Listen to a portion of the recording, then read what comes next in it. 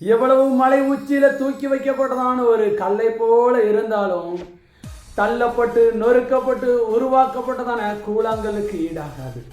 இந்த கூழாங்கல் உருவாக்கப்படுவதற்கு முன்பாய் மலை உச்சியில காணப்பட்டதான ஒரு கல்லா இருந்தபோது அது தனக்கு மாத்திரம்தான் பெருமையா இருந்துச்சு. ஆனா இன்னைக்கு உருவாக்கப்பட்ட போது அந்த யுத்த களத்துல எல்லாரும் அந்த கல்லை மிதிச்சு தான் நடந்து போனாங்க.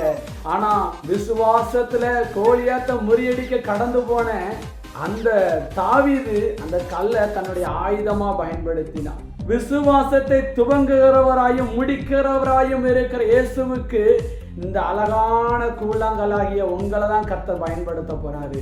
மகனே, எந்த இடத்துல மிதிச்சு சமுட்டுனாங்களோ, எந்த இடத்துல உன்னை வேதனைப்படுத்தினாங்களோ அவங்களுக்கு ஆறுதலாயும் அவங்களுடைய ஆசீர்வாதத்திற்காயும் கர்த்தர் ஒன்னதான் பயன்படுத்த போறார். மகளே, ஒன்னதான் பயன்படுத்த போறார். மகனே, சோர்ந்து போகாத.